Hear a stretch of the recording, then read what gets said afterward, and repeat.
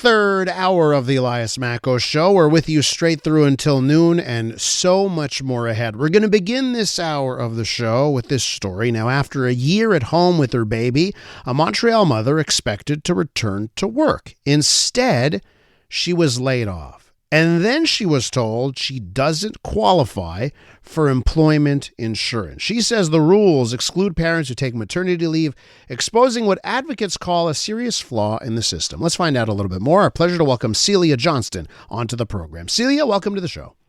Thank you so much for having me. And, I've got a 2-year-old at home. We have another one on the way. I just love talking about babies and families. Celia, let's start off. First things first. Tell me about the kid. Tell me about your bundle of joy. Yeah, he's 14 months old now. Best thing that's ever happened to us. Walking around, open up doors now. So new challenges every day.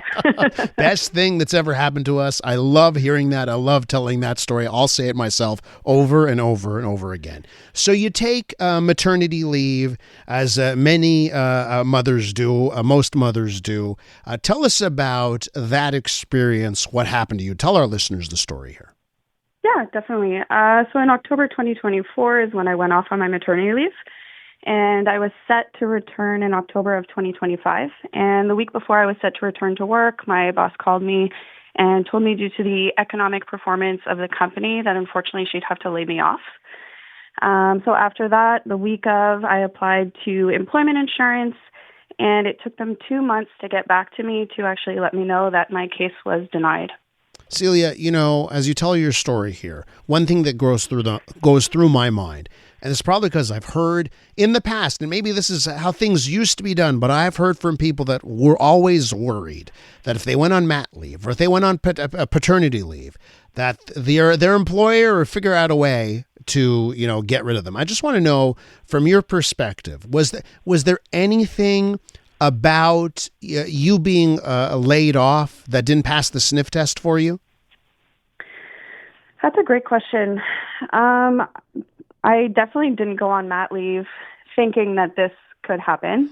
So I think when it did, it hit a little bit harder for me. But in terms of, after having conversations with my boss and seeing what other changes have been made in the company, while it is frustrating and scary, I do see that the company's financial performance is not doing very well. And, of course, that's, that you just want to hope that everything's on the up and up. And I think, most companies do operate on the up and up. So it's good to hear that. So when that happens, layoffs happen, it happens everywhere, right? When it happens, Absolutely. You want to have a system that's there for you. So tell us what happens next as you try and rely on the system to help you out after you've been laid off. Yeah, a benefit that you're paying into for your entire career. So I reached out and I had multiple conversations with the agents who had explained to me that the benefits are paid out in a 52-week cycle. And given my maternity leave was 50 weeks, they'd have to close up that cycle and then open up a new cycle to pay out the remaining benefits. So that was the last conversation that I had with an agent.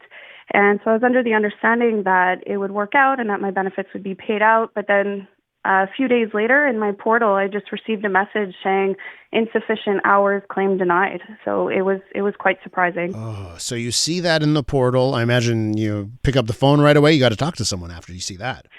Yeah, that's exactly what I did. So I called the agent, and I was really disappointed because he was quite robotic. He was just repeating to me, go to this URL, get the appeal form, submit it to Service Canada. That's all we can do. Okay, so now I want to ask you about that side of things. You're dealing with the federal government? You're dealing with the government of Canada, not the provincial government on this one? Correct, Service Canada. Gotcha. Okay, so and obviously we've got a great maternity and paternity leave plan here in Quebec, and then EI falls on the federal government here. What's happened since? Like, are you what are you trying to do here? Like, are you still keeping up this fight to try and get benefits? Yeah, definitely. I actually just heard back last week from my EI appeal. So the agent called me, explained to me that they're going to be maintaining the decision of me not receiving my benefits. But he did inform me, he's had to make these calls a lot more often than he likes. He doesn't agree with it. And he basically told me at this point, you need to work on getting the law changed. So I've been in contact with Mouvement Action Chômage. I really want to support their movement. They've been fighting for this since 2018, and I'm definitely not giving up. with Celia Johnston here, a mother who was laid off while she was on maternity leave and then denied employment insurance afterwards. Celia, how much stress has this put on you and your family?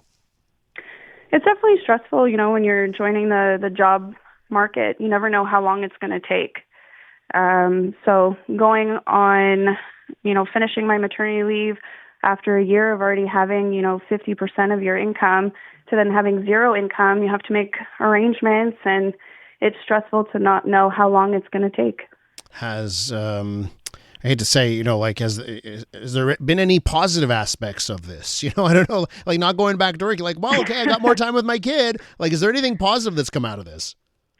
Yeah, I've been able to connect with a lot of other mothers who have been through it or are going through it. So it's been comforting to know I'm not alone, but also incredibly frustrating. I actually received a message from somebody who went through this 30 years ago. Wow. So it's not a new issue. So I think just being able to make those connections, and I've had a lot of people reach out and support, which has been very appreciated. How's the job market, Celia? I mean, imagine you got, also you're looking for another job. How's that going? If you asked me this 2 weeks ago, I'd say it's pretty rough. Especially right before the holidays, a lot of companies, slow down. So at that point, it was stressful. But now I'm feeling optimistic. I'm starting to have some great conversations with employers, so I'm hoping that pans out shortly. And of course, you've gotten some publicity here. I know our colleagues at CTV Montreal interviewed you as well, spoke to you as well. Has that led to any leads? People hearing your story and you getting your name out there? Yeah, definitely. I've gotten lots of messages on Facebook and LinkedIn from people who've seen that story. And like I mentioned, they, showing their support, telling me it's happened to them as well, or even telling me, they'd love to meet with me and discuss potential opportunities at their organizations. Celia, is there something that you've learned through this ordeal that maybe you want to share before I let you go, that, for mothers who are listening to us who may go through the same thing, anything they should be aware of? Yeah, you're not alone, and if they're willing to share their story and reach out, I'd love to connect with them and discuss, how we could support each other to get this law changed. How should they find you, on Facebook or anything? How should they reach out? Yeah, LinkedIn, Facebook, either work. Celia Johnston right there, if you want to reach out to her. Celia, thank you so much for coming on the program, sharing your story. Thank you so much for having me. I appreciate it.